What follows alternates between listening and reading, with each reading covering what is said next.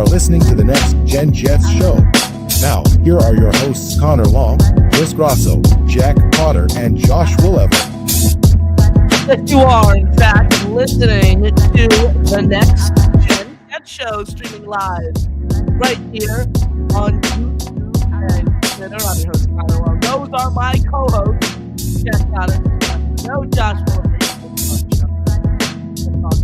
He is not with us right here on this beautiful Saturday evening. The show's moved over to Saturdays now. I know I made the announcement last week, so just wanted to reinform all you guys with the season coming up, the season kicking off for the New York Jets. This time tomorrow we'll be knowing the result of the team's week one matchup, so obviously Sunday night shows wouldn't make sense. Therefore, this program moving over to the Saturday night at 8 p.m. slot right here on the feed. So make sure you drop down below and smash that like button, hit subscribe, because it's completely free and it continues to help support the channel, continues to help grow the channel. We appreciate you guys and we appreciate the support as always. Smash the like button, hit subscribe. Don't forget about the paid way to help support the show.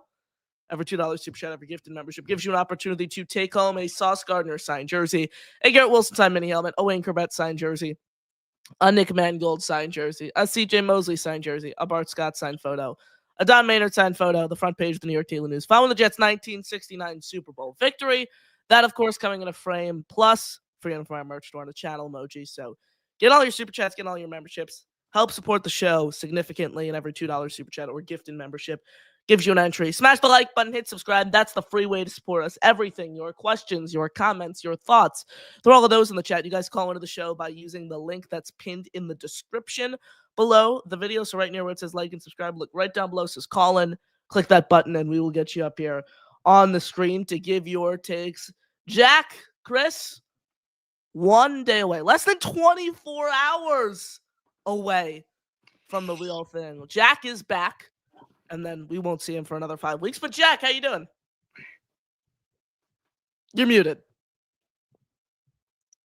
Jack, you are muted, my friend. 1 second.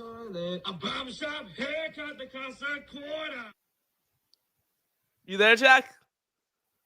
Jack? We can't hear him. Chris, what do you got? Jack, back out of StreamYard. Join back and we'll bring you up. Jack, Chris, what's going on? Yeah, I'm feeling all the emotions of the Jets right now. The season's about to start. I'm so excited. I'm nervous. All the above. So I'm super interested to talk about the game tonight and see how it plays out. All of the above. Everything. Nervous, excited, worried. Like Chris, as a fan, I am nervous for the game, but it has nothing to do with the opponent. It has nothing to do with who the Jets are facing off against, frankly. It's just the fact that it is week one. And the Jets are kicking off their first game of the year. It's a new brand of football. It's what we've been talking about all offseason long. I'm nervous in the sense that we're going to see this thing come to fruition, not in the sense of we're facing Aaron Rodgers and the Pittsburgh Steelers, who might be without their best defensive lineman at the end of the day. I agree with you 100%. I mean, I'm not nervous about the Steelers at all. I'm nervous about in the sense that I don't know what to expect. So it's going to be like a fresh team, fresh quarterback, fresh entire coaching staff. It knew everything, so we have no idea what to expect. So, yeah, I mean, it's nerve-wracking for sure. I'm excited too, though. You think Cam Hayward's going to play tomorrow? No, I don't think he's going to play at all. We saw him in that interview recently talking about how, he has to do what's best for his family. And that might mean he's considering retirement. So I do not think we're going to see him at all. I'm pretty confident of that too. So, I mean, it's going to be much easier to execute our game plan, which is going to be a heavy rush and ground and pound scheme. I mean, not just this game, but all season. So it's going to be easier to execute without a weapon like Cam Hayward at the middle. Even if he does play, even if he does suit up, Chris, us Jet fans know this firsthand, what unfolded last year with Hassan Reddick and that whole saga within the team, within the organization, within the front office. Even if he does play tomorrow, he has done nothing this offseason. He has not played in a preseason game. He hasn't fully participated in a majority of practices. He hasn't been active throughout training camp. So suppose even the unlikelihood where he does suit up, where he does play for Pittsburgh tomorrow, he's not going to play 90% of the snaps, and he's not going to make much of an impact. Yeah, I mean, we don't have to worry about him at all. It's more of like TJ Watt. But I mean, Olu, TJ Watt is obviously an elite level edge rusher. But I mean, Olu can have on like at least like 50%. I think it could be a 50-50 split whether he gets beat or not. I mean, I think Olu can even do better than that. So I mean, I'm kind of confident in Olu to hold his own against TJ Watt. So I mean, we're gonna have to get some double team schemes, some tight end chips, all that good stuff to help stop him from wrecking the game. But overall, I think we're going to be able to come up with something to have him to kind of limit what he does. And it's incredible, obviously, but we have to be able to put a buffer on it, if you will. Also, let's not forget Armand Membu, Olu Fashanu, 2 tackles have been going against the best of the best in practice, going against Will McDonald, who, when you talk about pass rushers, especially what we saw last year, he's as good as it gets. He's as finesse-y, I guess you could say, the word that I'm looking for. The most shifty is the more grammatically correct word there. When you talk about the top edge rushers in the league, that spin move continues to elevate. So these guys are going against top edge rushers in practice, top pass rushers. Armand Membu, Olu Fashanu, well, they got put to the test in the preseason. They went against a very, very stout Giants defensive line.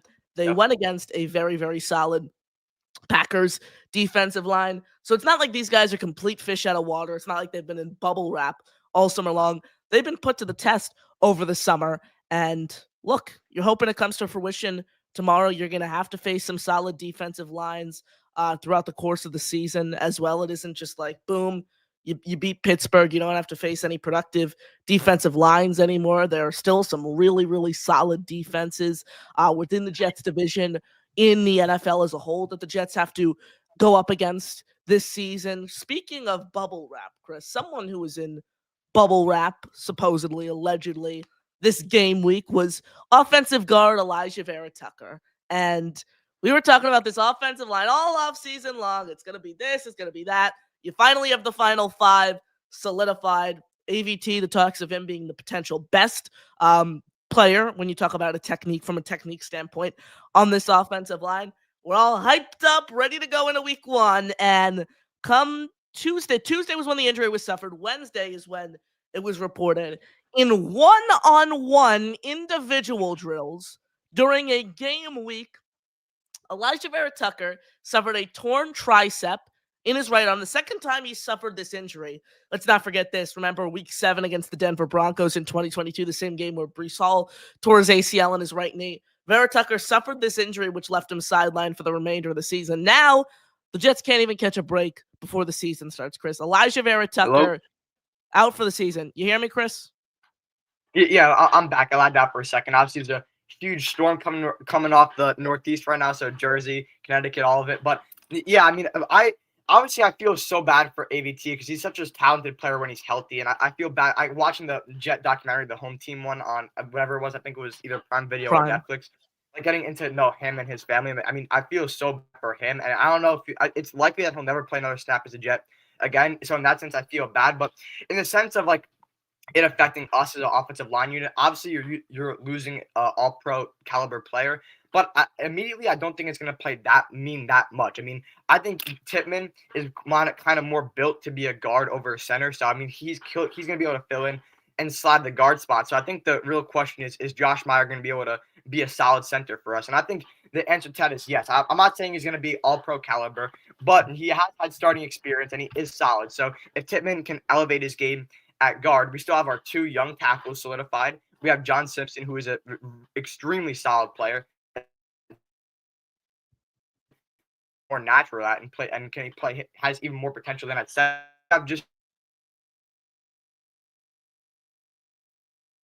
Chris, you there? Well, looks like Chris's power might have gone out, folks.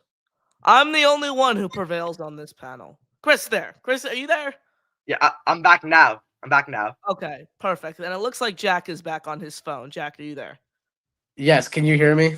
We can hear you, Jack. Okay, all right. Sorry, I had to get to my... We'll get back to you because we haven't heard from you yet because your Wi-Fi glitched out of the start of the show. How are you doing, my friend? Very old bed in the toilet. A bomb shop haircut that costs $25. How you doing, Jack? I'm good. What about you, bro? I'm doing well. You hyped for the real thing? I'm hyped, but I'm nervous. I'm so nervous because I mean, this can go, but this has each outcome has 2 different scenarios. If we lose tomorrow, it's going to be embarrassing that we lost to the former quarterback that used to lead us last year that went 5-12 with us. But if we win, we at least get some confidence in Justin Fields. So at least it's predictable for the outcomes tomorrow. We were talking about the Alijah Vera-Tucker injury. We'll get you in on this conversation, kind of how the offensive line gets shuffled up, how the Jets handle it, what do they do, how does this affect the line? And Chris, when you talk about him not playing another snap as a Jet, look, it's certainly not in his favor as he needed this year, the final year of his current rookie contract. It is the 5th-year option that he was slated to play on this season. He needed a year to show the Jets that he is worth another deal. He is worth a long-term deal. He is worth, a contract that would affect the Jets cap-wise. And I don't think I'm ready to sign off on the fact that he'll never play another snap as a Jet, because think of it this way. This is someone who's been riddled with injury. We know what Alijah Vera-Tucker is as Jet fans, as people who cover this team almost every single day, certainly talk about this team every single day. We know who Alijah Vera-Tucker is. We don't know what NFL teams think about him. They look at his injury history. That can make them want to shy away. And then the Jets could potentially get Alijah Vera-Tucker back on a reasonable discount. Yeah, I mean, I'm not writing that off as happening for sure. I mean, trust me, I want that to happen. I do really love AVT as a player, and I think that when healthy, I mean, it is proven that he is an all-pro caliber player. But I mean, yeah, it's not right. I'm not ready to write it off as that he'll never play a snap. But I mean, that's like what's likely to happen, because ultimately another team like a team who develops offensive linemen like crazy, like the Eagles, will swoop in on him, get him for super cheap.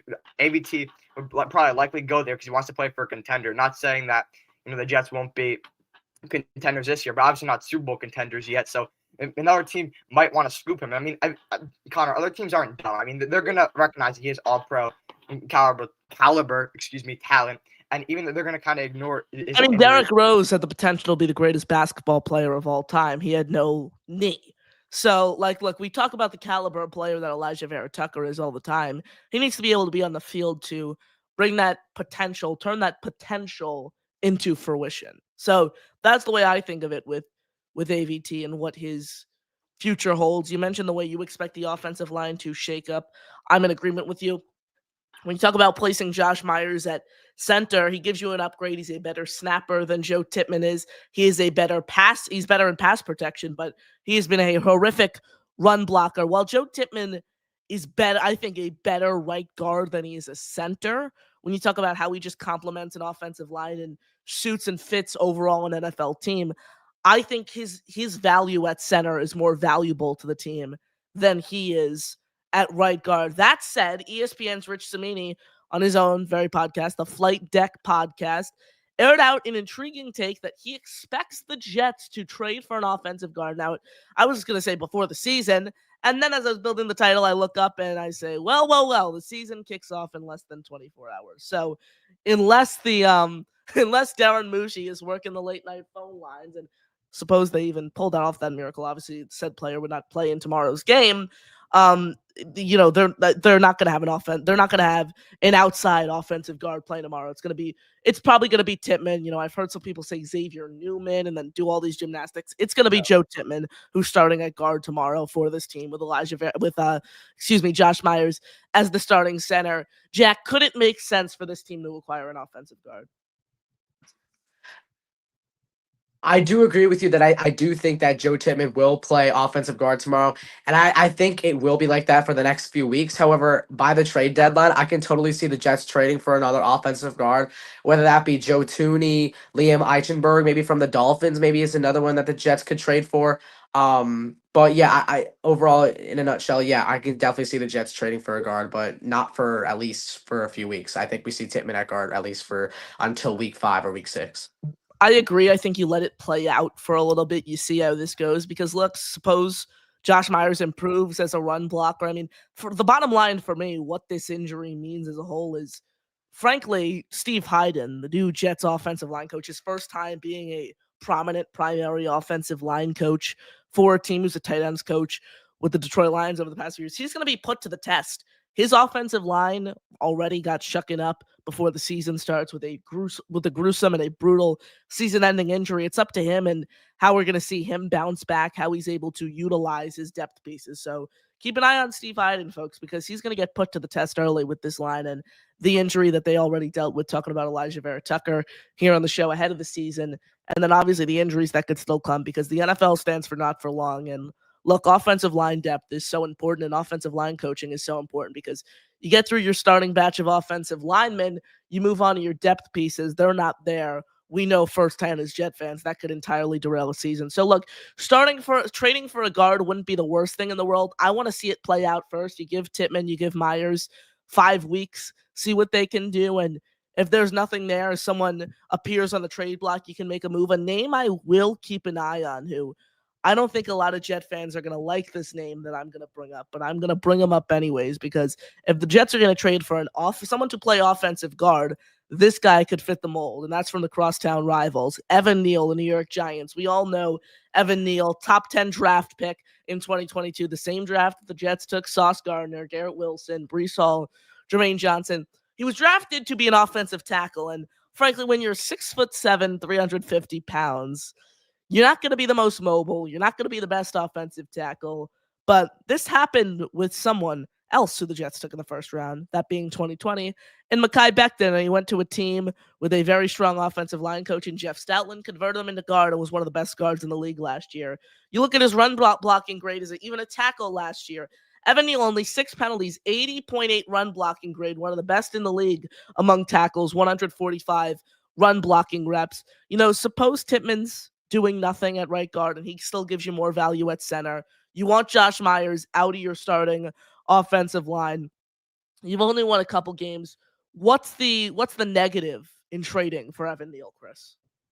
No, I mean, I'm on board with you on that one. I mean, if need be, we can definitely get Evan Neal in here to fill in a spot at offensive line for us. So, but ultimately, what I think is going to end up happening is, I'm confident with our lineup going into week 1. I mean, I like AVT. I mean, excuse me. I like Joe Tippmann at guard. I think was already tall for a center. I think he's built to be a guard, and I think he could offer you more at guard than he would at center. Then, as long as Myers can be a kind of a nice, solid filler guy, and he can control his snaps, be solid in pass protection, even get to being solid in the run game, then I think we're fine. I think our offensive line is going to be, or has the potential to be, a top 10 unit in the NFL. So I ultimately want to see it play out for a couple weeks and see how it's going. And if not, we can kind of trade for a guy or sign a guy or get someone to play wherever and get Josh Myers out of the lineup. Jack, what do you got? Evan Neal's very intriguing because he's proved in the NFL that he can be a great offensive lineman. And especially like how we saw in college football, Evan Neal was a projected top 3 pick for a reason. So again, there's really no downside in trading for him, especially if our best offensive guard is out for the entire season. Why not just go get a guy who has a lot of upside in this league, in Evan Neal? So I think that I wouldn't be opposed to that one bit. Absolutely. And again, you want to see how this offensive line gels. You want to see how they mesh the first few weeks of the season, certainly before you make any moves, before you decide to trade for a player and shake up the line even more. Thank you all for joining us right here on the Next Gen Jet Show. Smash the like button, hit subscribe, questions, comments, thoughts.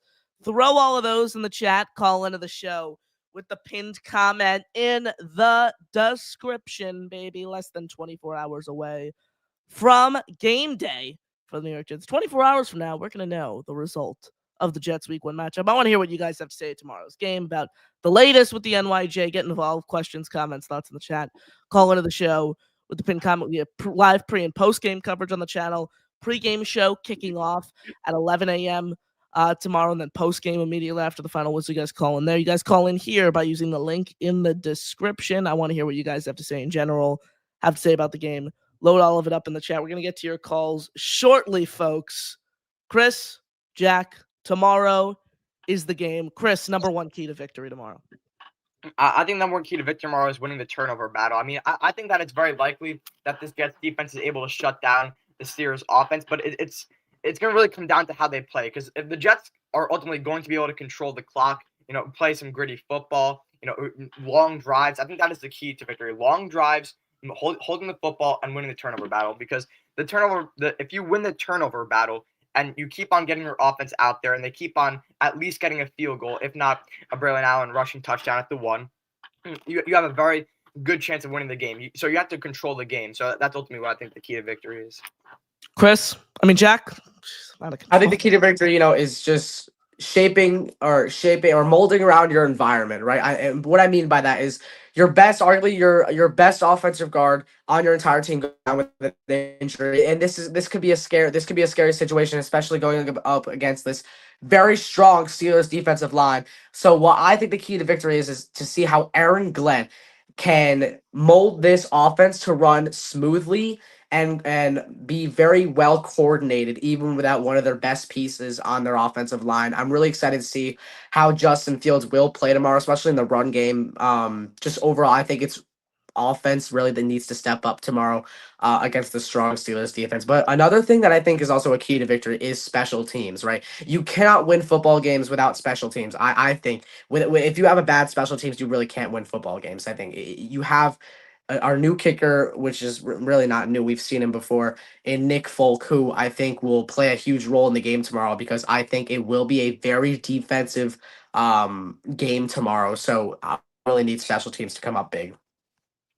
You have to just minimize mistakes all around. If I had to point to one key, it's applying pressure on Aaron Rodgers. First game in a new system, new weapons. Didn't play once in the preseason. We all know who he is when you have to force him out of the pocket. You apply pressure. This offensive line is nowhere near a juggernaut. They aren't a great offensive line. There were moving pieces there up front throughout the offseason. I think it starts in the trenches. It starts on the defensive line. That's the identity of the defense that defensive coordinator Steve Wilks has spoken about. He's praised all offseason long, frankly. So you got to apply pressure up front, and that's where this game starts if the Jets ultimately want to come out on top tomorrow. Chris, final score prediction. Ooh, this is a tough one. I have to take a second here. So it's going to be a defensive game, low-scoring affair. The over-under is set at like 38.5, I think. That is like the lowest out of the entire league. So if I had to give a final score prediction, I think it'd be let me see. I'd say 24-17 Jets win. I think I probably had to have Cotter. We can't hear you. Oh, sorry, I forgot to unmute there. What I was saying is my prediction, close to yours, Chris, was 2017. That is my score prediction for the Jets. Jack. I'd probably have to go, like I said, it's going to be a defensive game. I'd probably have to go somewhere within the realm of 20-17 or 22-17, around that. And I think I'm going to go with the Jets winning tomorrow. I think that Aaron Rodgers, again, he has not played since January. Could have a bit of rust on him, especially because he's turning 42 years old this year. In contrast to that, you have a guy like Justin Fields who is with his new team and has a whole offense molded around his play style. So I think overall that will get the edge over the Steelers. So I overall think the Jets will win. All three of us, clean sweep, no lone wolf. All three have the Jets winning tomorrow. And let's hope that comes to fruition. They got to win tomorrow. I wrote that. I did the official season preview for Jets X Factor today. I said as long as they don't come out 0-3 the first 3 weeks, because the first 3 games of the season are as hard really as any other team has to face in the league. 3 playoff teams, 2 teams that won their division. Those 2 teams winning their division include Buffalo Bills, obviously, as Jet fans know very, very well, and the Tampa Bay Buccaneers. Face off against the very solid team of the Pittsburgh Steelers. If you go 1-2 over those 3 games, you're alive heading into Miami, where then you can get to 500. You play a Dallas team that hung with Philadelphia, but we know they're going to be inconsistent. They maximized those mistakes, a game they had in their back pocket, a game they very easily could have came out on top with, ultimately turned into a loss. Then it's Broncos, who are a tough team in London. You have them losing. And then from the Panthers really through the end of the season, you face some heavyweights in the Bengals and the Ravens throughout the way. It's pretty much smooth sailing. The biggest thing for this team, the biggest thing for Justin Fields, minimizing the turnovers, not turning the ball over, and this team overall. I know it sounds super cliche. I know it sounds super simple and not very in-depth, but just minimize mistakes overall. Minimize the pre-snap penalties, in-play penalties, holding penalties, pass interference calls that are not egregious are going to happen naturally. Minimize the false starts, minimize the illegal motions, minimize the ineligible receiver downfield calls. Don't turn the ball over, and this team's going to win. This team doesn't have talent to allow 100 penalty yards a game and and still expect to win a football game off that. This team is going to be an old school football team predicated on running the football and predicated on playing defense. And Chris, I think Thursday night's game containing of the Philadelphia Eagles, reigning champions, and the Dallas Cowboys was a perfect example of how dink and dunk offenses and running the football still works in the modern day NFL. And it's not just the pure passing league. You don't need a Peyton Manning. You don't need a Tom Brady to win today. You need a Jalen Hurts. You need a Lamar Jackson. You need a Josh Allen who, sure, if need be, can push the ball downfield. Absolutely. But the game is predicated on running the football and using their legs. Yeah, I mean, I think this week 1 game is going to be super key for the Jets because if they win, it gives them leeway to kind of have some fault and lose the next 2 games. Because I predict the Jets to start 1-2 with a win versus Steelers and loss to both the Bills and Bucks. However, if they beat the Steelers tomorrow and they have a win versus the Bills or Bucks, so we start the season 2-1. I believe that skyrockets our chance to make the playoffs. And I think that because if we're able to beat a high-power offense like the Bills or Bucks, it shows that we are in damn good shape. Either our defense is returning back to its top 5 form, which is a possibility, or Justin Fields is kind of better than expected as a passer, and he's really flourishing in the run game. So that's one point. And then the next point is it was kind of back to your dink and dunk comment. So this is a little off topic. About watching college football today, man, the quarterback who's catching my eye as a guy that if Justin Fields is not. Let me guess. Is it someone you've spoken about? Yes or no, and then I will guess. Someone I've spoken about. I'm not sure. I don't think I've talked about him a lot. John Mateer. No, not that sleeper of a guy. So Drew Aller, right? The Penn State is very dink and dunk, run first offense, right? But Drew Aller is just that kind of guy. He can push the ball downfield if need be. I saw him throw a deep touchdown pass today, but he's shown that he's an extremely efficient passer.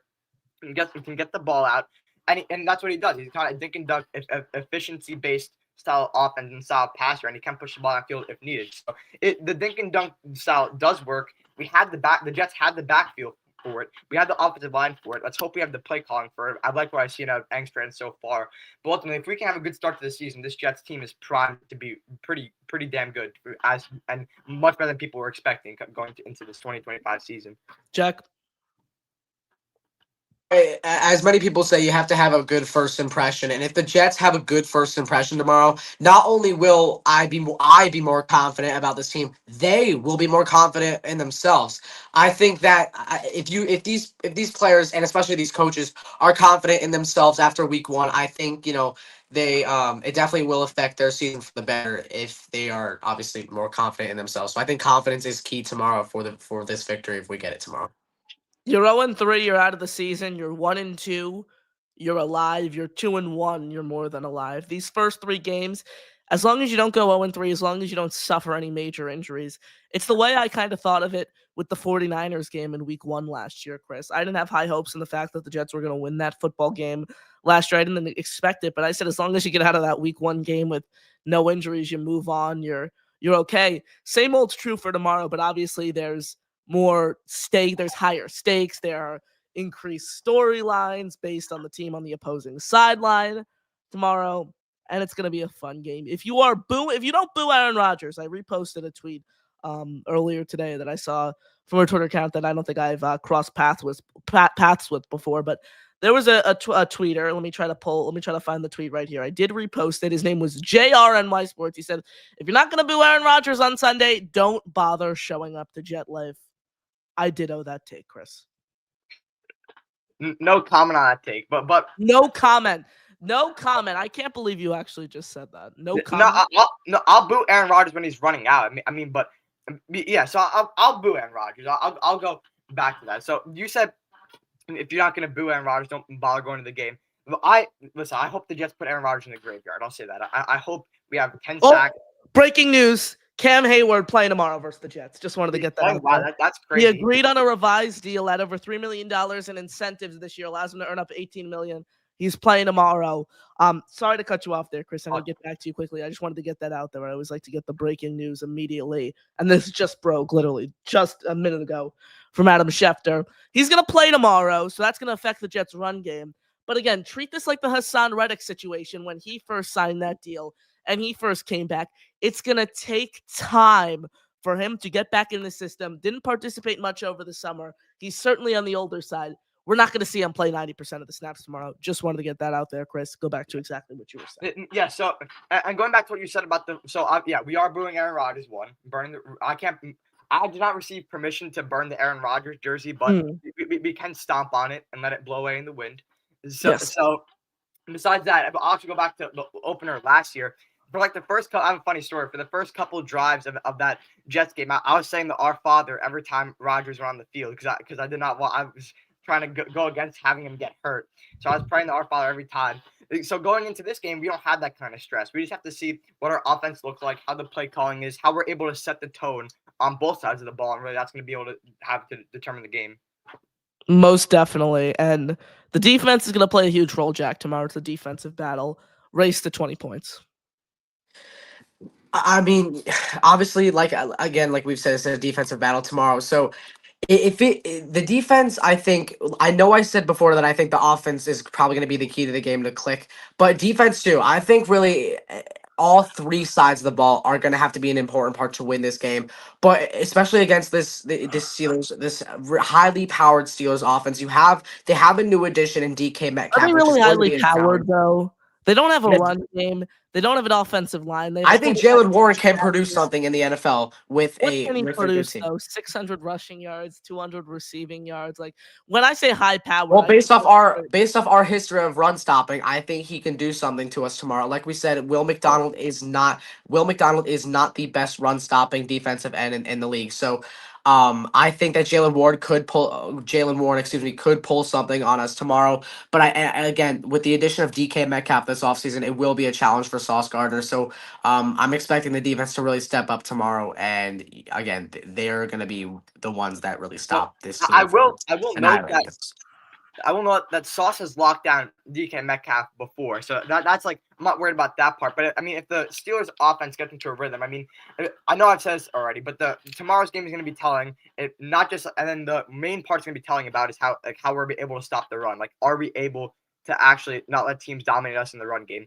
And now we cannot let Rodgers feed the ball to DK Metcalf. So if we have to disrupt that early. I have confidence in our secondary and especially Sauce to be on that. I want to see. It's also going to be telling to see if Sauce travels with the wide receiver one. So all this stuff is going to be introduced to us, which plays into the factor that we're all nervous. So I mean, I'm ultimately confident in our defensive ability. So I'm confident. Thank you all for joining us right here live on the Next Gen Jet Show. Make sure you smash that like button and hit subscribe because that is the free way to support the show. It helps us grow a ton. Questions, comments, thoughts, continue to load those up in the chat. We are 2,079 subs. Get us to 2.8 by the end of the show. Get us one more subscriber by the end of the show. We can do that. Let's end on a nice even number before the season ultimately kicks off for Gang Green tomorrow. Questions, comments, thoughts, again, load all of those up in the chat. We're going to react to those. Call into the show with the link right below the like button and subscribe button in the description. It says call in. You just click that. We'll get you up here on the screen. Let's go over to the phone lines. First up here on the show is Charles Gorman. He joins us now. Charles, how are you doing, my friend? Good, Connor. Hello, kids. How you guys doing? What's up, Charles? Good. How's it going? Good. Listen, as for Jalen Warren, there is a possibility he could dominate us tomorrow. I mean, the Steelers last year, they did run the football very well against us last year, even though their offensive line isn't very good in terms of pass protection. But we'll see what happens. Cam Hayward playing, that to me didn't surprise me. I kind of actually expected Cam Hayward to play in this game, so I honestly don't think Cam Hayward is a very good player. I don't think he's going to be that big of an issue for the Steelers, considering his production for the Steelers that he's put in throughout so many years for that organization. Mm-hmm. But who knows? Am I excited for tomorrow's game? Absolutely. I mean, it's Jets football officially begins tomorrow. I'm a bit nervous, not because of who we're going up against. Look, I think I've been wanting to do a video about this, but I'll say it on here. I think we have one of the most overreactive fan bases in the NFL. I mean, it's the truth. I mean, I'm not trying to disrespect our fellow Jet fans here, but it's the truth. We lose, we're going to suck. Our season's over. And then if we win, we're going to the Super Bowl. So it's either doom and gloom or it's Super Bowl or bust. Look, I understand. Look, all I'm going to say is that, obviously, I understand we're going up against our former quarterback in Aaron Rodgers. Also used to be the Packers quarterback as well for so many years. But we'll see what happens. Arthur Smith very much disappointed me as the offensive coordinator for the Steelers last year, even though obviously I'm not a Steelers fan, but he didn't do a very good job in scheming things up for Justin Fields when he started off, when he won 4-2 as a starter last year. But we'll see what happens. I don't really have much of an issue with our offensive line. I do believe that Joe Tippett will be moved to guard. I do not think it'll be Xavier Newman. That guy's not very good. No. Josh Myers is an above average center. He's good in pass protection. Obviously, he needs to work on his run blocking, but I think that will definitely, hopefully, improve this year with some good coaching. But we'll see what the heck happens. With that being said, as for my score prediction, I'm going to stick with 20-17 Jets over the Steelers. I think what the Jets should do is pressure Aaron Rodgers. Yep. Pressure Aaron Rodgers because obviously if you don't pressure Aaron Rodgers, he'll pick you apart. I know he's not vintage Aaron Rodgers, but he still has that capacity to pick you apart when you don't pressure him. And if the Jets do not pressure Aaron Rodgers, it could be a long day for our defense. And I understand, Sauce Gardner, he's had some success against DK Metcalf, especially back in his rookie season in 2022. So we'll see what happens, man. So, look, all I'm going to say is that even if we lose, I'm not saying we are, but even if we do lose tomorrow, it's not going to be the end of the world. We still got Buffalo the following week, which I know is no easy task. But we'll see. They're going up against the Ravens. And that team is really, really good. They're very talented on defense. They got one of the greatest running backs of all time in Derrick Henry. We'll see what the hell happens, Buffalo, I know they added, what's his name, Joey Bosa to that defensive front, and he's a very good player when he's healthy too. So we'll see what happens, trying to think what else to say. Oh, yeah. I think Gary Wilson will still find a way to get open against Steelers defense. I know they got Darius Slay, who's a really good corner. I know Joey Porter Jr. is a solid player. I know they lost Minka Fitzpatrick.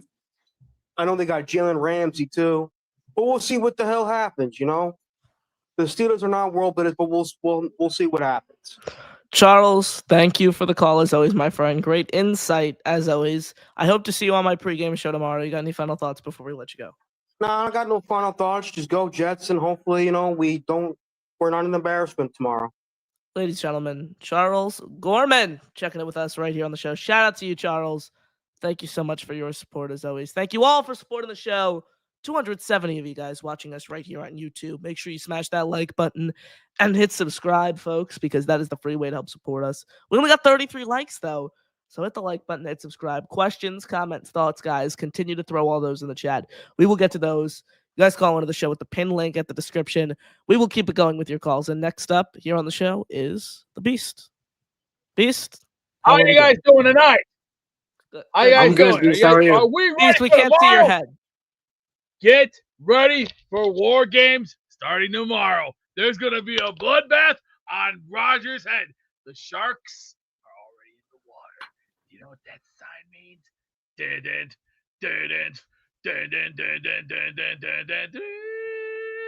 Jaws! Somebody's going bye-bye tomorrow.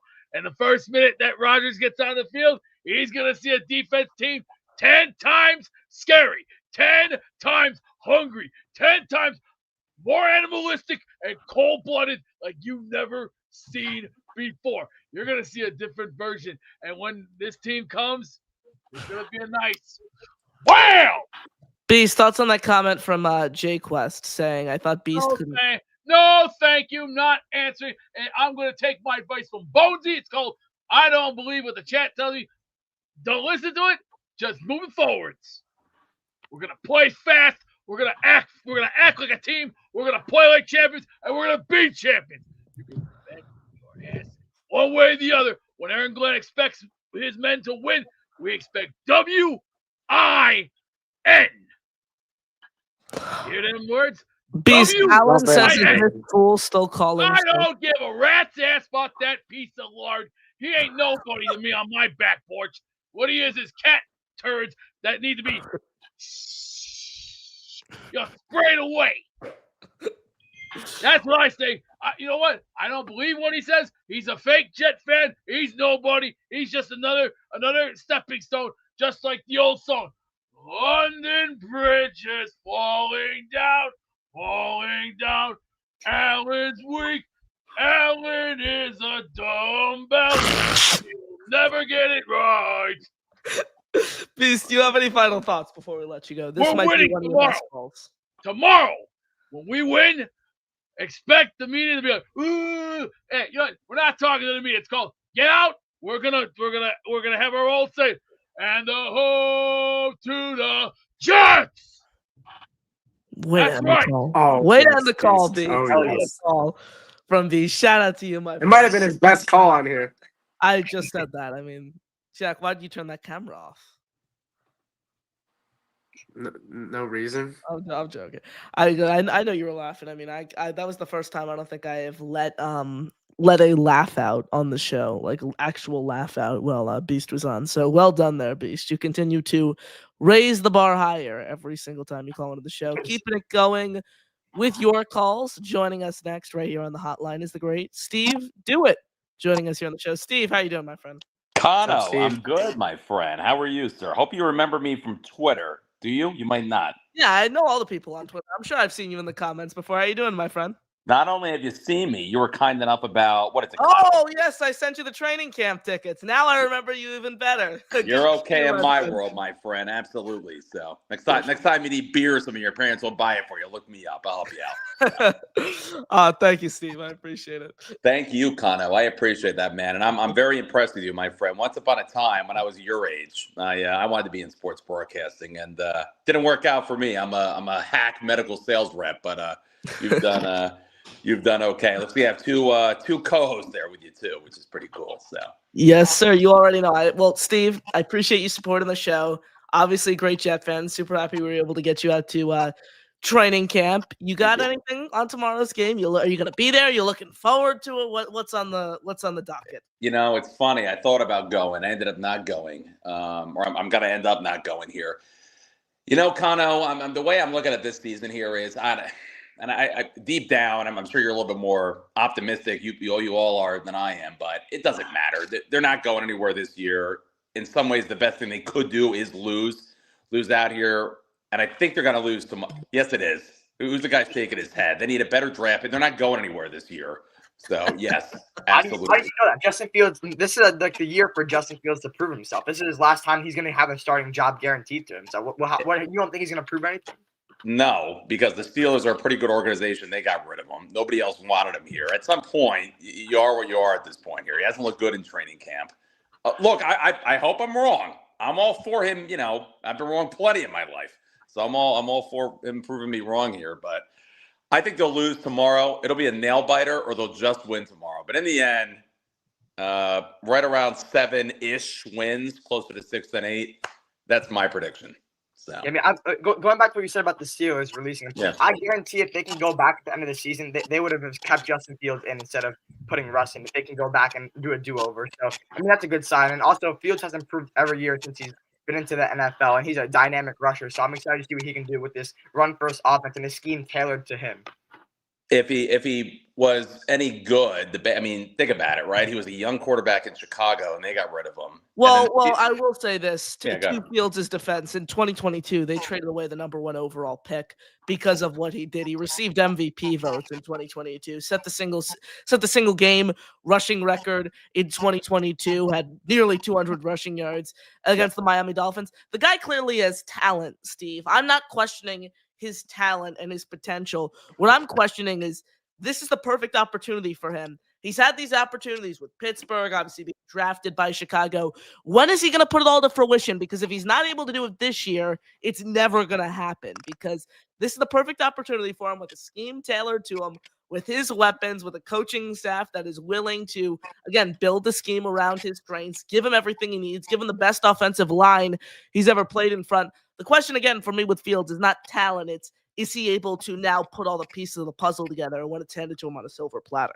Does he have the ability to do it? What's the conversation been all offseason here, right? There's Garrett Wilson, and their second best receiver might be a running back who they're going to let walk at the end of this year. Well, when you talk about the receivers, Steve, obviously it's hard to get excited about the Jets pass catchers and what they have. And I've heard a ton of people say, trade for Jacoby Myers, trade for all these wide receiver twos. I've been in the boat where, I don't think the Jets need to trade for a wide receiver two, especially at this juncture. I think it makes little to no sense. Fields does not throw the ball all that much. He throws the ball under 500 times a year. Breece Hall is going to play a pivotal role in this passing attack. They didn't spend a second-round pick on Mason Taylor for no reason. He's going to play a prominent role in this passing attack. Plus, Fields has always meshed very, very well with his receivers. Point back to 2023. Ask DJ Moore what happened. Over 1,300 yards, double-digit touchdowns, over 10 yards a reception. Justin Fields really, really likes his wide receiver ones, and that's who he goes to 9 times out of 10 when he passes the football. We're going to see a lot of them. Connor, before you kick me out here, Leonard Taylor. Yep. I was a believer in him. And look, maybe they're not going to get a ton out of him. By the way, he was undrafted, so whatever they get out of him is kind of house money anyway. You think there actually could be something there with this kid? What do you think about him? Absolutely. How much of an impact he's going to have on the defensive line remains in question. I think Harrison Phillips will be more impactful. I think you look at guys like J2 Fele could even be more impactful. And that's not because of who they are as a player. That's because of their skill sets. Phillips, Tufele, guys of that ilk fit exactly what the Jets need next to Quinnen Williams. Big, efficient run-stuffing presence. One Tex were able to space eat, take attention off Quinnen, open up his pass-rushing ability. Leonard Taylor III, in the sense, is the similar skill set to Quinnen Williams. Under around 300 pounds in that 295, 310 range. A 3-tech who can pass rush, can bull rush for you. I think Leonard Taylor III is going to make an impact as that efficient guy who gives you 15, 20 snaps a game behind Quinnen in the rotation. And then 3rd and 10, 3rd and 15, when you want to bring the house, when you want to put as much pressure on Rodgers or whatever QB the Jets are playing, that's when you put Leonard Taylor III on the field with Quinnen. So I don't think he's going to make as much of an impact as guys like Phillips or Tufele. That has nothing to do with who he is as a player, though, more so the skill sets and what the Jets need. Now, let me ask you this. What do you guys think of this here, right? Aaron Rodgers. I'm sure a lot of people have brought this up. You're going to boo or cheer him. I'm actually all for not booing him. He wanted to come here. He certainly tried pretty hard. He embraced it. Sometimes you can try hard and things don't work out, right? As I'm sure you guys know in your math classes, right? You guys probably study hard and fail your test all the time. So, Yeah. that's the case here. So what do you think? Do you boo him? Yeah. Or do you cheer him tomorrow? So I can give you a good perspective here. So I'm in the boat of booing Rodgers, right? But that's not speaking to. I think that you just always boo the other team. Like no matter who you're going to, they're opposing the Jets. So you boo the quarterback, you boo all of them. Either way, the quarterback is the most important piece of a team, so you boo them the most. But I'm not saying like the failure of the Rodgers tenure is his fault. I'm not saying that I don't appreciate him wanting to come here. I'm just saying that he's an opposing team. I hope the Jets put him in a graveyard. So but ultimately after that, I'm rooting for him to have a good year. But in week 1, I hope the Jets bury him. So that's my perspective there. What about you, Cano? Yeah. How about the other guy? It doesn't say anything. What about him? Jack, his Wi-Fi's. He just backed out of StreamYard. His Wi-Fi is getting jacked right now in Connecticut. The Wi-Fi is absolutely annihilating him. So what I will say about Aaron Rodgers is first, I didn't want Aaron Rodgers back this season. I know there were some people who I wanted nothing to do with Rodgers. And look, he didn't have the best season last year. Reasons because of him, reasons that had nothing to do with him, hence the Achilles, hence the poor coaching staff. Ultimately, the tenure didn't go well. I didn't want to roll the dice on a 3rd season with a 41-year-old quarterback who's a statue in the pocket. I just didn't think that made logical sense for a new head coach, a new GM, an entire new regime coming to town. So I didn't want Rodgers back in the first place.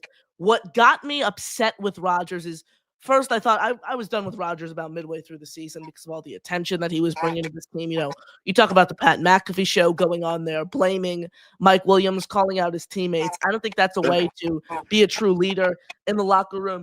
The reason that I am mainly booing Aaron Rodgers, and this is why I don't want to see him succeed in Pittsburgh, and I'm done with him, is because of what he said on the Pat McAfee show about his departure with the Jets, criticizing Aaron Glenn, criticizing this organization, ripping it down, blatantly lying about what happened, saying they forced him to fly across the entire country. So that is what I don't like about Rodgers, the lying nature that he had after his Jets tenure when he couldn't have asked for anything more out of this fan base. This fan base did everything they can to welcome him, root for him, embrace him.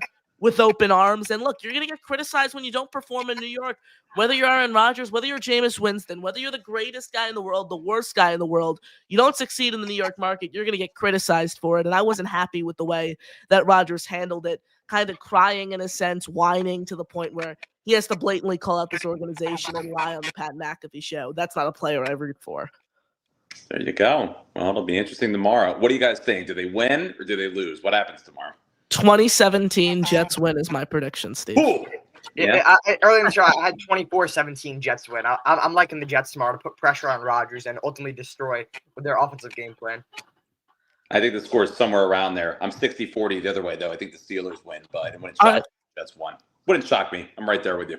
Steve, thank you for the call. Thank you for the kind words as always. And we hope to see you soon, my friend. Have a great night. Enjoy the game tomorrow. Thank you, boys. Appreciate it. Thank you for having me. Appreciate that. Of course. Ladies and gentlemen, Steve Do It joining us right here on the show. First time call. And I saw him and he mentioned interacting on Twitter. So I was like, yeah, you vaguely, I know Chris, you're not a Twitter guy. I am. And I'm lucky enough. My tweets do get like a lot of attention now. So people are always coming at me for the positive, coming at me for the negative in my comments. So I typically don't reply, but I do see them all on my notifications feed. So I was like, Steve, I'm sure I've seen the name. And then I remembered Lou B, great Lou B, who I saw in the chat earlier tonight, just sent me training camp tickets at the end of training camp. I wish I could have gone. It was the last open practice. I wish I could have gone. And he was like, I know you can't go. Just give these to 2 Jet fans. So I gave them, I put a tweet out. I gave a ticket to Steve. And then someone who was actually the same age as us, Chris, who I'd never seen or known before, actually reached out to me and I got a ticket. I gave him a ticket as well. So yeah, it was cool to interact with Steve. Always love getting all you guys on the show. Always love you guys interacting, and you guys could do so with the live chat that you see right on the side of your screen. If you're watching live, your questions, your comments, your thoughts can all go in the chat. You can call into the show with the link down below in the description. We're going to get to all you guys. We're going to appreciate you all. We're going to call you guys out. So thank you so much for the support. Smash the like button, hit subscribe. Again, that's questions, comments, thoughts in the chat. Call into the show with the link pinned in the description. He's Chris Grasso. I'm your host, Connor Long, right here with you guys on the Next Gen Jets show. We'll keep it going with your calls right here on the hotline. I mentioned his name there. And he joins us now for, I think, the first time, baby. Lou B, Jets Super Jets fan, excuse me, joining us here on the show. And you are not Jack Cotter, Lou. Please, no. But how you doing, my friend? Yo, I'm just going crazy for tomorrow, to be honest with you. I stayed home from work tonight for the first Saturday, took off in 52 weeks straight. So I can be ready for tomorrow. You know, Connor, you know how dedicated of a fan I am. Yes, sir. Tomorrow is the day. And, being a Jet fan, you get abused a lot from a lot. I mean, I get 1,000 texts a month of just like, the more I go for them, the more they come at me. Yeah. So if you're not with us tomorrow, don't be with us at 4 p.m. after we win, because I don't want to hear any of these Jet bandwagon, go buy a hat guys. I go to the games with 10, 50 people sometimes, Connor. So yep. It is a serious thing for me tomorrow. And I know there's so many fans out there right now that are just feeling like Chris. I'm with you, Chris. I'm nervous as fuck for tomorrow, man. It's bad. It's bad. There's like a knot in my stomach, bro. It is bad. And I started getting texts and people are like, oh, I've never been so nervous. I think it's because, we went the last 2 years, we've been through so much. I mean, some fans have been through pain for 40 years or plus, yep. Right? But the last 2 years, we went through such hell. But I think it really got us to this point, because I don't think Woody Johnson would have made the moves that he made if it didn't get so bad. I think we wouldn't have the coach that we do. We needed a coach that bleeds green, which I think is a really important thing. And I think that if we didn't go through that hell, we would not be at the doorsteps of something that could be great, that I think begins tomorrow. So we have to win tomorrow. I mean, we have to win tomorrow. I think we need to win. Forget the record or anything about it. It's just for the fans that really, really need it. Like, we're suffocating, right? Yes. So win tomorrow is so important. And I think they know that. But for me, what I think the key of this offseason was Phillips. I think getting that guy is going to really help, these other guys come around the edge and just kill right? I think tomorrow Aaron's going to throw touchdowns anyway. So when he does, I think they got to make him remember. I think they got to hit him so hard, so many times, and he'll be done. Like last year, I just watched him. He was slow. He couldn't get away from any. I go to every single game, as you know. Yep. He was slow, and I think he's going to be slower this year. Killing him tomorrow and seeing it back up by halftime will be really nice. I agree. I love Aaron. I've always loved him. I will for boo for him tomorrow, and I will, pray he gets knocked out of that game and gets up for the next games. But tomorrow he's got to see hell. It's going to be a bloodbath tomorrow. You got to give him a nice welcome, full of booze. I want him feeling no sense of comfort. I want him, like you said, out of the game by halftime. I mean, I'm not wishing he gets hurt, but I'm wishing he's right. No, I don't want to get hurt. I mean, he's a legend no matter what. I wasn't a big fan of his, and cheering for him in Green Bay, but tomorrow he's got to go. Certainly. And Lou, Eli says, is Lou attending the game? Lou, you attend every home game. Tell everyone. I go to the away games. I go to the home games. With your whole Sprinter van and your tailgates and all you do. I have a big Sprinter called the Beast. I bought it just to go to the games. It's all customized out, and tomorrow will be in Lot G. Every fan is welcome with me. Connor, everyone's welcome with me. Yes, sir. All the time. Going to Tampa with 40 heads, meeting the Tampa Bay Jet fan club with another 250 fans down there. Connor said you can't go. I invited him. Miami with another 10, 20 guys. And, I go to all the games. And my Sprinter turns into a big DJ booth. We're setting up for Boy Green for his tailgate. He's my guy. And, tomorrow's the day. You guys going? You're going, no? I am not going to tomorrow's. Connor doesn't like going to Jet games. I like going to Jet games, but especially the season opener. I love doing all the coverage. I love interacting with the fans from home, the pre and post game, the writing. So I will not be at the game tomorrow. Josh will be there though, Lou. All right, Josh. I would go if I could, but the tickets are very expensive, even for the high ones. So I'm just I would have gave you tickets. Ask Connor. I ask him all the time. You need tickets with me. You just come. Lou is like a ticket printer for training camp. I have tickets. Whatever. Lou is like 100 tickets to every event. So what game are you guys going to? Chris going to the Panthers one. Yeah, I'll be at the Panther game. I'm not sitting like a big one. I don't have an exact one on the docket yet, but I guarantee I will be going to one Jets game this season. And when I find that out, I will text you. Together, bro. Like we do all this Jets stuff. We were huge Jet fans. We got to go to a game together, bro. We've been to Mets games, and I don't even care for the Mets. Game, bro. October 19th, I'm throwing a big tailgating party with I'm in the nightclub business, so I have all the different nightclubs joining in. So Chris, there'll be a lot of nice girls for you over there to meet. Lou, thank you for the call, my friend. Thank you for Love you guys. Good luck to us tomorrow, man. I am ready to fucking go. Ladies and gentlemen, Lou B, Super Jets fan, joining us here on the show. That was the first time I've spoken to Lou many times. Lou is an incredible guy. One of a kind when you talk about Lou. So it's super great to get him on the show. We hope we see him again soon. Shout out to you, Lou. You're the best. Enjoy the game. And JTS. As always, Jets. You already know the deal, folks. Questions, comments, thoughts in the chat. Load up your calls with the pin linked in with the link pinned, in the description. He's Chris Grasso. I'm your host, Cotter Long, right here with you on Next Gen Jets as Jack Cotter is unable to join StreamYard per our latest text conversation. He keeps going backstage, but it's a black screen. So if we get him back, Chris, is the storm cleared up near you, or is it still? Yep. So I think that's 10 minutes. It's cleared up. I heard lightning 10 minutes ago. I think it's really on and off, but maybe it's heading towards Connecticut now, which is why Jack is experiencing all this difficulty. I got lucky, Chris. I got the first wave at 3:00, and it was sunny near you. It was a beautiful day, and now you're starting to feel the reminiscence of the storm. Yes, my power went out 20 minutes before the show. I was like, "Oh no, this is about to be bad." But then it came back on, so I'm happy about that. But I want to touch on something Lou B said quickly. I mean, there's no such thing as a bandwagon Jet fan. So we are all in this together. We need to be locked in and creating an atmosphere that is violent for players to play against. We need to disrupt the opposing team's offense and get our crowd going. That's a huge part for me. I love the atmosphere aspect of going to games. That's my favorite part of going to it, and why I hold the unpopular opinion of liking MetLife Stadium, not as a design, but of the Yeah. atmosphere. I mean, even when like for the first game, a lot of Jet fans were like I wouldn't say checked out, but they're like kind of in the mindset that you have Connor, they have to prove it. So I mean, the report that that it's like whatever 42 or something 48. like that. Yeah, 48% Steelers fans. First of all, I'm not sure how like accurate that is. I'm not following dead set. I mean, we're gonna see the crowd in the like, camera. Well, tomorrow. personally, I will say off the dome, I don't know if it's exactly if it's 48%. I don't know if that report was accurate, like exactly 48%, but it makes sense. No team travels like the Pittsburgh Steelers. Yeah, exactly. They're an organization that has made the playoffs for nearly 20 years in a row now, 16 years consecutively under head coach Mike Tomlin.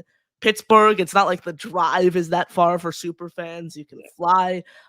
It's within distance. So if they were playing, let's say, the Raiders or the Titans, then I'd be like, what the hell is this Jets fan base doing? But when you hear the Steelers and the background of their fan base, it's not the most surprising thing in the world.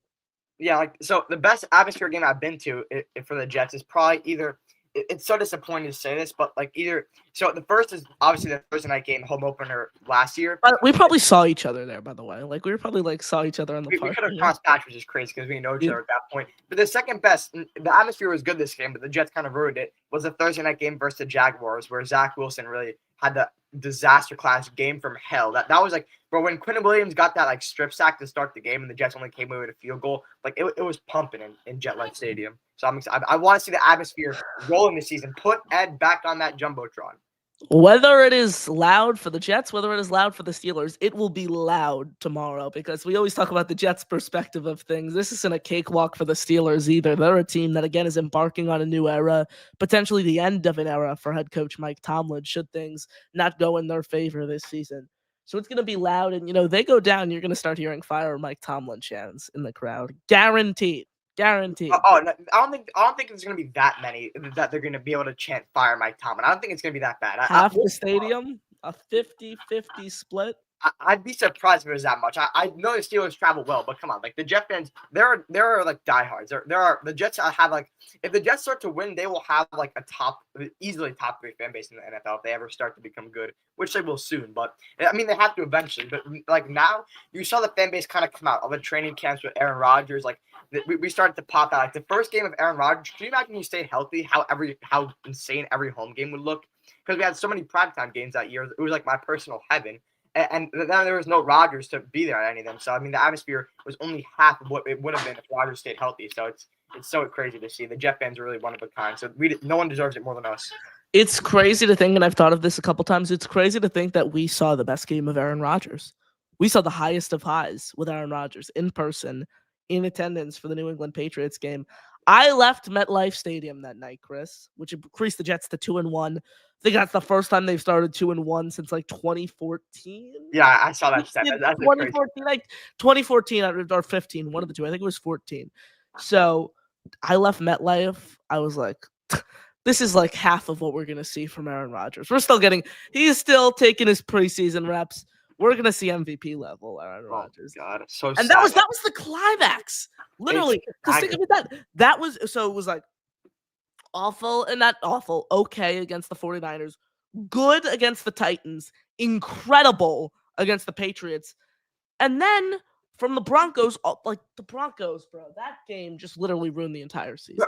It's the time in the Broncos game for me. It's this Vikings, Steelers, and Bills. That 3-game stretch absolutely ruined it. The Broncos game. Well, you might as well tie the Broncos in there because that's a 4-game stretch. All 4 of those games played consecutively. Oh, Chris, you there?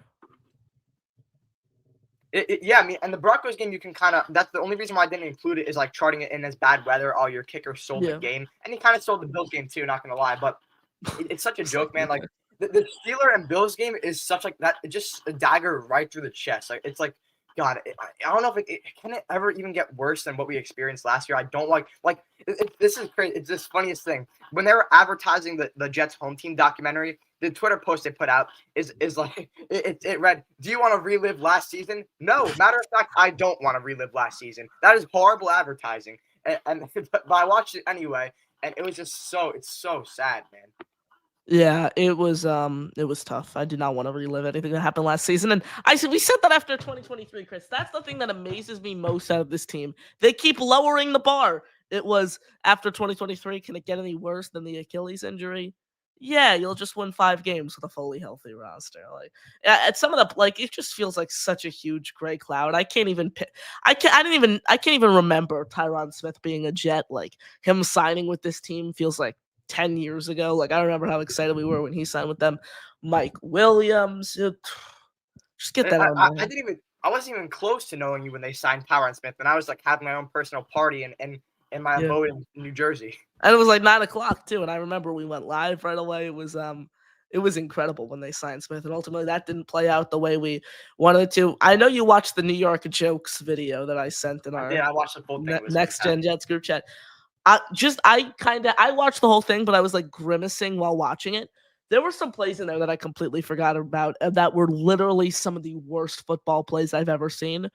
One in particular was the play in the Seahawks game where Rodgers was under distress, put a nice ball in between the 2 defensive linemen's arms that were standing up like this, right in Jeremy Ruckert's chest at the line of scrimmage. 1 step, 2 step, 3 step, no defender in sight, just loses the ball. That was the Colts game, and that the Colts game. That's what it was. That's the game they lost by 1 point. That's the game they lost by 1 point. And that wasn't even a fumble. Thank God, that wasn't a fumble for a touchdown. They call it just a drop. Oh, they called it. Still, that's what I meant, a drop.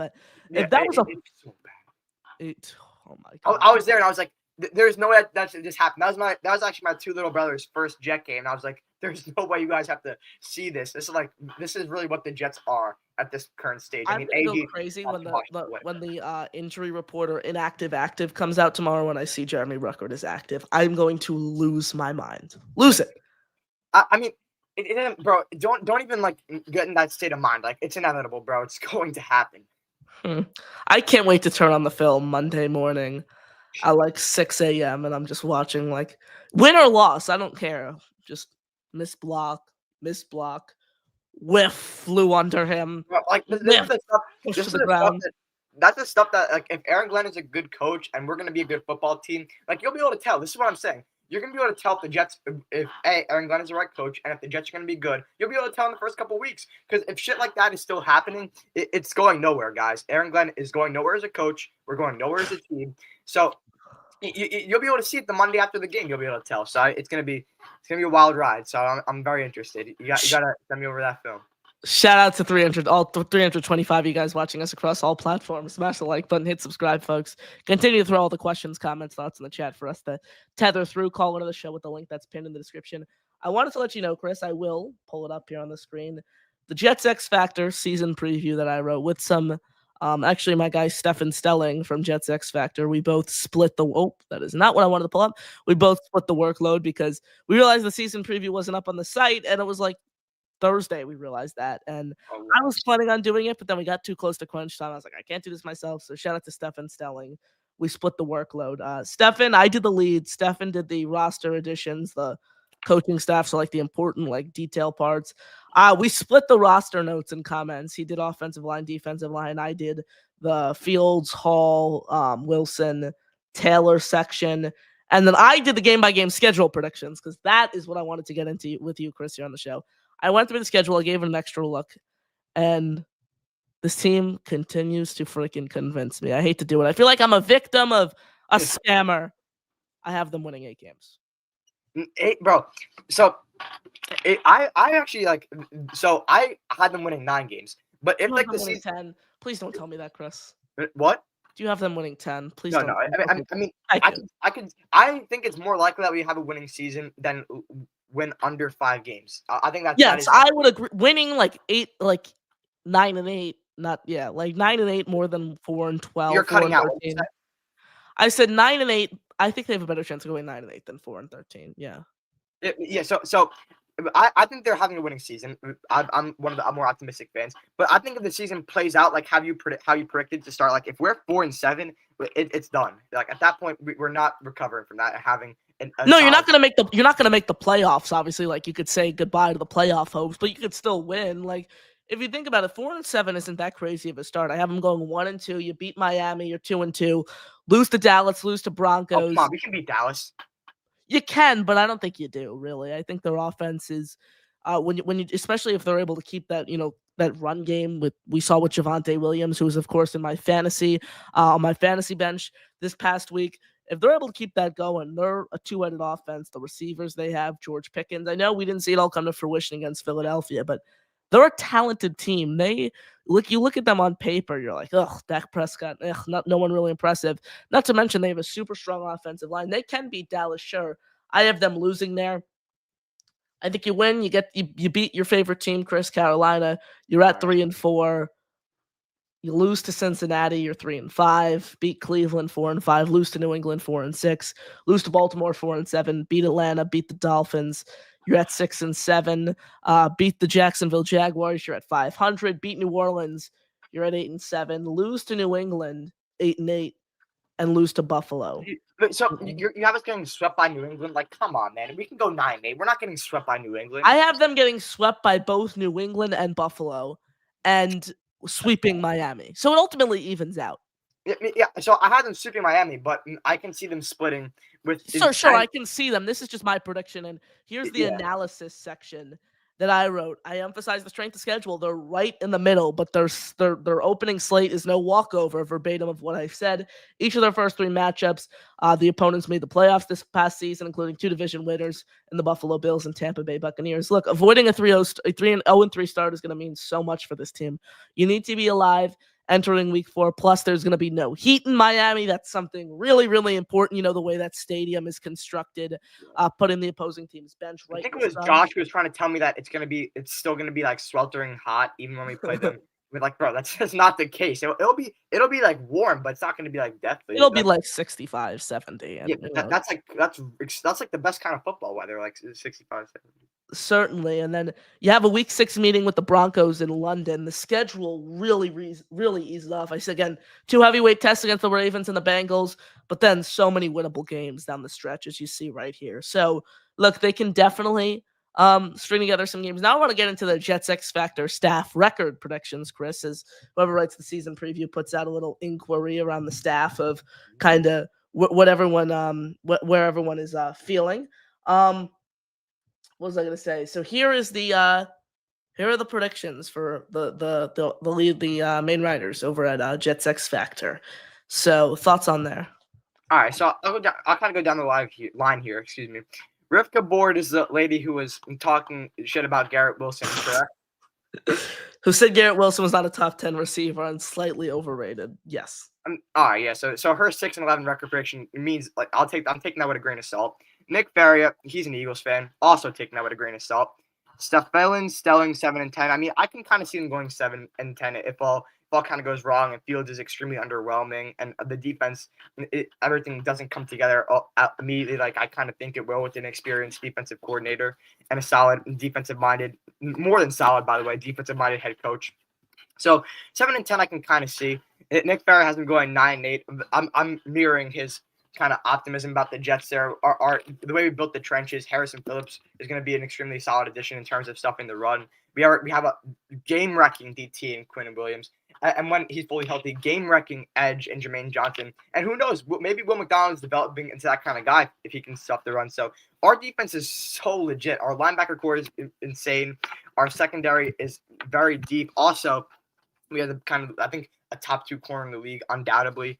And Connor, you have them going 8-9. I mean, they could very well go 8-9, just not the way I see. If they go 8-9, I'd probably see them losing to the Falcons instead of the Cowboys there. So we're gonna have more hope at the beginning and then have be crushed in the end, typical Jets fashion. And then the great Robbie Sabo, who also has them going 8-9. So ultimately, I think that this is a kind of a respectable list of predictions from the bottom half of the Jet X crew here. So I mean, I'm in the optimistic bunch, but I'd rather have them prove me wrong than I'd rather have them go. I can't talk right now, bro. My bad. I'd rather say they're going to be good than have them disappoint me than talk shit about them and have them prove me wrong. I mean, I know most people would disagree with me there, but that's just not the kind of fan I am. Like, I want to talk them up and then have them live up to that. And that's what I think is going to happen this season. Certainly. When you talk about the predictions here and which ones make sense, I understand Nania and Rivka saying 6-11 there. Stefan 7-10 feels fair. I actually value Nick Ferry's opinion more because he's not a fan of this team. Everyone else on the panel except Nick don't root for the excuse me, everyone on the panel except Nick are Jet fans, or at least grew up Jet fans, and root for the Jets to win every Sunday. So there's that facet there as well when you keep this in mind. Again, experience, not who has the bigger name, who has the smallest name. It doesn't matter because record predictions, Chris, they're fun. It's exciting to talk about this team, but they don't mean shit. It's so rough, like actually predicting records, especially because you saw what happened with the Jets. I mean, like looking back on what happened with the Jets these past like 2 seasons with Rodgers, like the fact that we were like that official site that like people had the Jets winning the Super Bowl, and like looking back on it, it feels so obvious that like our coaching was like wouldn't allow us to win. Our coaching wasn't there. The depth on our team wasn't there. The O-line wasn't quite there yet. So like all these things look so obvious after the fact, but we like all the Jet fans and like mostly me, the worst with this, was blinded by optimism and the big names. But like this taught a valuable lesson to us, and it should the entire NFL can learn from this. An NFL team is not a group of names. It is a group of players who play for each other, play for the coach, excuse me, and have the value the culture of their team and playing tough football and not playing gritty football. So and not making mistakes and not having done penalties. So all that is going to contribute into the success or whatever is going to happen with the Jets this season. Certainly, people had this team winning the Super Bowl, saying that it was fair to expect a Super Bowl, win the division. Look, I wasn't buying Super Bowl. I was saying like 13, 14. I said 12-5 is my official prediction. I went back and did it. By the way, in the JetX season preview last year, since we had more time that Rivka Board actually wrote, we did like full stat prediction. So we predicted like the Pro Bowlers, the All Pros, like Rodgers' exact stat prediction. Like it was like probably 50 questions. And Rodgers' stat prediction, listen to this. I was 4% off on his completion rate. I had him throwing 28 touchdowns, and I had him throwing the same amount of interceptions, and I had him throwing for 100 less yards. So the Aaron Rodgers whisperer over here. I predicted exactly what was going to happen, and I had the Jets going 12-5 with that line. Well, I mean, like, also contributed to it was like the defensive collapse after they fired Saleh. And we can go back and debate on whether firing Saleh is the right move. I think firing Saleh would have been a much more effective move if they would have not made Ulbrich the head coach. Ulbrich, like you went from one buddy with the player's head coach to an even worse case of that, and that was like nowhere near what we need. And now I hear people saying that the Jets need a coach who bleeds green. We had that with Aaron Glenn, which is I've been talking up Aaron Glenn since a week after we signed him. The first day we signed him, the couple like when we missed out on Vrabel, I was down in the dumps. Brian Flores, obviously that would have been an air ball because no other team went after him. But like Glenn, like he's looking to. Oh my, I can't talk, bro. Why can't I talk? He's looking legit. It happens to me all the time. It happens to the best. Yeah, bro. He's looking legit throughout camp. Let's hope he can win some games. That's going to be so telling. And so it's just that none of it else matters. Just win games. Win. When you talk about who's going to be the head coach, look, I wanted Ulbrich right away because that's like in the spite of the moment. I did too, yeah. Give me Ulbrich. Looking back, I would have made Ron Middleton the head coach. Not only did he coach this team when Robert Saleh was out, he has the energy, he has the grit. If it moves, hit it. If it don't move, hit it. And if you're not sure, guess hit what? It. Dude, I remember when I think that there was Christmas, the game he was filling in, or around Christmas, that Jaguars game, right? I was with my cousins. This is so funny. And my cousin goes, why is Rod Wave coaching on the Jets sideline? And I'm like, dude, this is the guy. So yeah, we should 100% should. No, I don't even say it because of like, oh, he's gonna win games and he's cool. Just hype the team up, man. Give him some juice. That, and also think of it this way, Chris. When you talk about when teams do it, like you see a special teams guy maybe step in. We saw that with the Saints when Dennis Allen got fired. Notice they promoted Darren Rizzi, their special teams coordinator, strung together some wins. The way I think about it is Jeff Ulbrich had something cooking with the defense. There are coaches in the league who are just great coordinators and awful head coaches. First example comes to my mind, Steve Spagnuolo, one of the worst head coaches with at the time the St. Louis Rams in NFL history. He's a Hall of Fame coordinator. So look, I think if you maybe took that much burden, that much of a responsibility off of Ulbrich, that of obviously carrying the weight of being a head coach, maybe that would have eased the defense a little bit. So, look, am I saying Ron Middleton would have led the Jets to the Super Bowl? No, but I think that maybe could have led for more of a steady ground defensively. Yeah, I agree with you 100%. I mean, Ulbrich.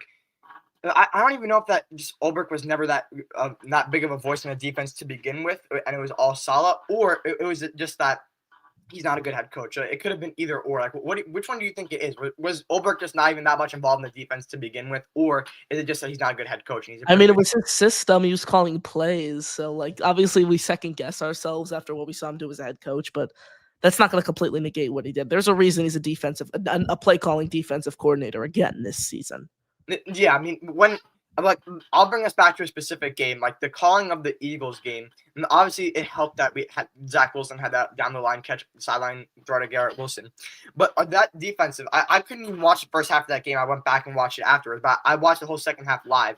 Like the defense in that game and the defense in that whole season was impeccable. It was great. So if the Jets need to return to that top 5 form, but that's besides the point. Like he had us there at one point. It was like humming. Our defense was fantastic at one point. It's like one thing gets fixed, another issue upbrings. Like, all right, perfect. You have a great. That's the thing. This team couldn't play even, steady, consistent football. You couldn't have all 3 phases working last season. So it killed them. Let's go over to the chat. Shout out to all you guys tuning in. Alan is in the building. Shout out to you, Alan. Daniel, very sports highlights. Good to see you. Paul Costa. Well, before we get to Paul, Jets mess in the chat. Good to see you, my friend. Momo in the building. Robert says, Connor, what do you think of the offensive line changes? We spoke about it earlier in the show, Robert.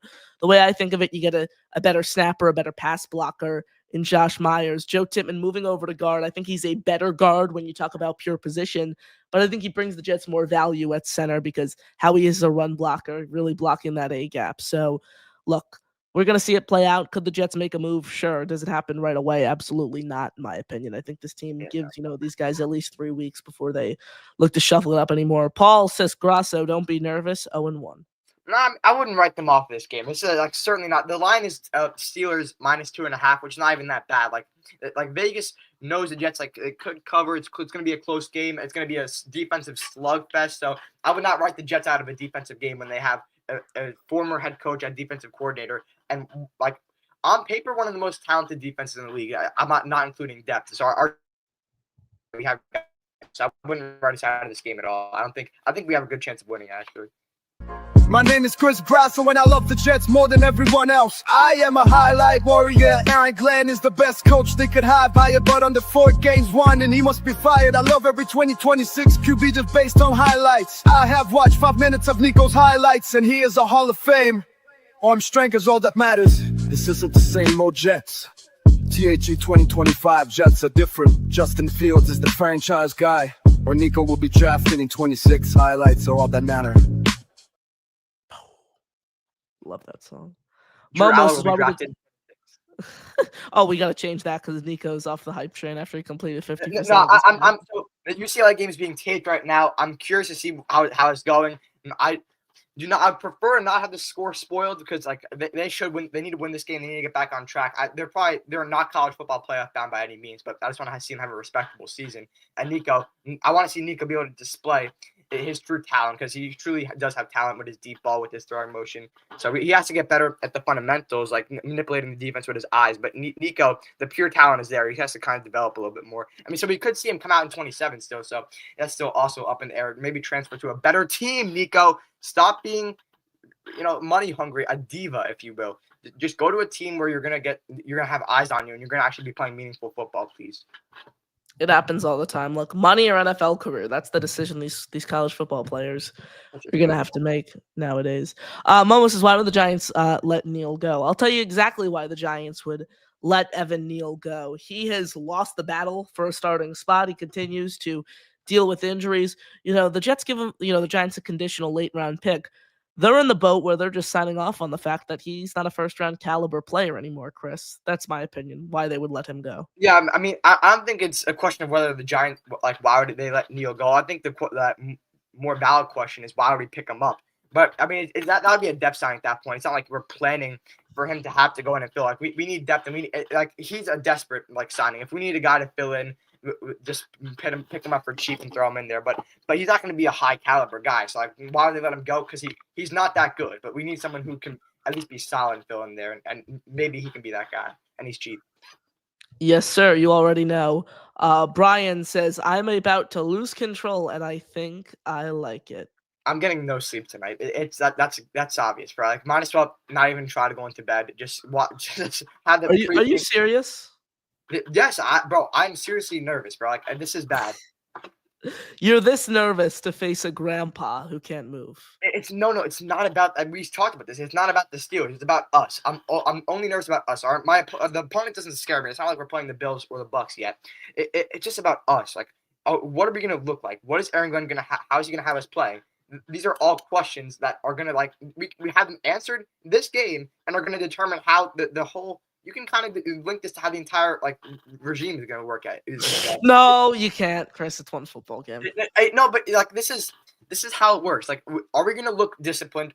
Like, I know you can't get the discipline. Issues take time, Chris. Cultural issues. No, I know. Like, the penalties are gonna take time, but how, like, the effort that our team is showing should not take time. You can easily get full effort out of your players if you're a good coach instantly. So the penalties, like, that's not gonna get resolved immediately.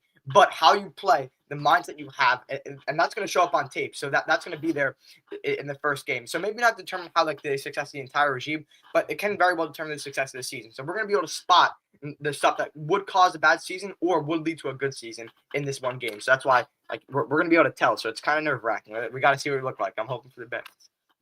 I was able to sleep last year against the 49ers, I almost shot Alan Lazard through my TV screen when that happened. I was able to sleep, but the night before last week's game, because I wasn't nervous about Rodgers. I mean, I was. Being nervous about Aaron Rodgers is, like, the funniest thing to me. Like, why are we scared of this guy? I don't. No, I mean, I'm not scared of him. I'm scared of ourselves, because, like, the Jets always beat themselves. It's not like the other teams beating them most of the time. Like, last year, we lost a bunch of one-score games. That was only us beating ourselves. But last year, I wasn't scared because I knew if he stayed healthy, I really genuinely thought he was going to be, like, the savior of the Jets, and we all did. So it's rough that it ended that way. Like, the NFL, they knew what they were doing with this game. It has come out that it would have been on prime time if Rodgers would have signed with the Steelers earlier. So they know what they're doing. Obviously it's going to be absolute cinema. It's going to be a good matchup either way. But if they lose, we're going to really feel the consequences. If they lose, they got to get a win at Buffalo at home. That's going to have to happen. They're going to either have to beat Buffalo, because if they start 0-2, I can tell you they're probably not beating the Bucs. And then you're 0-3. Then the season's practically over. So, like, this can spiral quickly. There is legit concern if they lose this game. So, like borderline time to push a panic button if they lose to this and the Bills, which it's more likely they lose to the Bills than the Steelers, which is why it is so key that we beat the Steelers. It is, like, it's almost like, it's crazy to say, like, the week one is almost a must-win game. It's like, it's insane, but this is, like, the type of shit that Jets will have you saying. So it's going to be interesting for sure. Jay Quest says, we always boo the other team. Why would it change? These fans are soft. Yeah, exactly. You always boo our team. Like, whoever's opposing the Jets, F them. Robbins says, Connor, as an ancient Jets fan, it is crazy that AG is the first head coach that actually played for the team. Maybe that will lead to a new and better future. Yes, I am reaching. Go Jets. And he later confirmed he met Walt Michaels. So AG being the second one to have played for the team. It's exciting. It's like Christmas Eve, Chris. That's for sure. It's like Christmas Eve. Like, this is like the same feeling as Christmas Eve, like 10 to, like, when I was a kid. This is like the morning of this night before Jets football. This is why I've been waiting this all off season. This is the moment. So we have to come out on fire. Jay Quest says, Chris Grasso greater than Josh. Josh Bulliver is great. He's a dear friend. Nothing but love to Josh. We'll let Jack inform you what Josh and himself are both doing right now. Very own bed in an indoor toilet. A bombshell haircut that costs $25. These are some of the worst feelings in the world. Part 4. At number 1, we have when you think you're drinking water, but you're drinking vodka. Yeah, that happened to me. Yeah, that happened to me. 9-year-old Jack Cotter. Nothing like it. One of a kind, frankly. That is the way to. Never met anybody like Jack before. One of a kind. We talk about Jack Cotter right here on the show. Eli says, Jenna, baby, I don't care if Steve is making valid points. LOL, we got a chance to start this chapter. I want to know, baby. That's, like, my exact mindset. All right, let's fire through the chat here. We've been on for over an hour and a half, so we'll see what you guys got to say. Chris716, plug in Midnight Mike in the chat. Good to see you, my friend. Subscribe to Midnight Mike. Support him. It's like Oh. actually evil when you know you're getting a lump of coal, bro. This is not happening, bro. We are winning this game. Oh God, you gotta hope. You gotta hope. Alan says last year Queen versus Lamar in Pittsburgh was a fantastic matchup. Queen is very instinctive. Peyton Wilson versus Mason Taylor, another good matchup. These tight ends are gonna play a big role, Chris, because someone's gonna have to step up behind Garrett Wilson, and Mason Taylor looks like the most likely player to do just that. I did my NFL predictions, so all the awards, all the playoff standings, the records of the division and stuff. Like I have Did you predict all 32 teams season? So not record wise, but I did all the divisions. So like I did the AFC East, all my record predictions for that, and then I did all the other ones. But it ultimately it is going to be a very interesting matchup. And Mason Taylor is a sleeper to win Offensive Rookie of the Year. I didn't put him. I forgot who I put. But he like if the Jets are like riding high, he is a really true Offensive Rookie of the Year candidate. Ladies and gentlemen, we appreciate the support. Smash the like button, hit subscribe, continue to support us right here on the Next Gen Jet Show, right here on NY Flight Jets Talk. We're going to wrap up here soon, so get your final thoughts in the chat, guys. Stay tuned. Live pre- and post-game coverage starting tomorrow. We did it in the preseason. It's for every single game. Before we get out, though, Eli is asking me for some gambling advice. He's trying to cook up a parlay. This is Cotter over under 60 rushing yards for Breece Hall. Over. No, I don't like to lose people money here on the show. Someone asked me for gambling. Plus, I'm facing Breece in fantasy tomorrow. Someone's asking me for gambling advice. I'm going to give them the best possible advice. I'll get you in. I want to hear what you have to say, Chris. But let's look at his game-by-game rushing yards last year. Look, 14, 16 attempts. He wasn't hitting that mark. Buffalo is where he hit it. I'm taking the under. We're going to see more of Braylon Allen. They're most about Braylon Allen tomorrow. Eli, give me the under there, undoubtedly. So, and then his over-under Fields 40 rushing yards. That's like I'd also bet the over on that too. Well, Chris, you take the over on anything involving the Jets. But I would, mean, like if we're gonna win this game, let's be real. We got our rushing game is gonna be clicking because the way the Jets are gonna be set up, they are going to use the rush to set up the pass, not use the pass. Like teams set up. Some teams use the pass to set up the rush. We are rushing to set up the pass, set up the play action game over the middle. So ultimately, Breece Hall and Fields are gonna have to cook. That's all. I'll say Fields under Eli. Fields over, Hall under. That's what I mean, if you let's be real, I'm not seeing Hall disappear this season. I think he's gonna get some. So if I don't think he'll get the touchdowns, but I think he'll get the yards. Like Braylon Allen is gonna get most of the short distance touchdowns, but like Breece Hall will get the long touchdowns. So I mean, that's why I think the over on yards would make sense there. Or he'll just run into his own players and avoid wide open holes. That's happened too, but let's hope that doesn't happen. Chris, great show as always, my friend. Final thoughts before we wrap up, and it's been fun, man. The final thoughts are just let's go Jets. Always listen. We'll be here every week, no matter what. But it doesn't matter. I mean, we just have to win games. Win games. Come on, AG. Come on. Ladies and gentlemen, win games. The mantra for Aaron Glenn. The mantra for this new era of Jets football. Folks, we appreciate the support. Drop down below, hit that like button, hit subscribe, watching after the fact. For all your comments in the post live chat. Shout out to you guys. Thank you so much for all the support, folks. He is my co-host, Chris Grasso. I'm your host, Cotter Long, right here with you guys on the Next Gen Jet Show saying, have a great night, everyone. And as always, Chris, take it away. Got you. Jets. You heard it there, folks. Less than 24 hours, baby. Jets Week 1 matchup against the Pittsburgh Steelers. Shout out to you all. Have a great night, everyone. And as always, go Jets. Fry that old bum, Aaron Rodgers, at Jet Life Stadium, baby. See you in less than 20.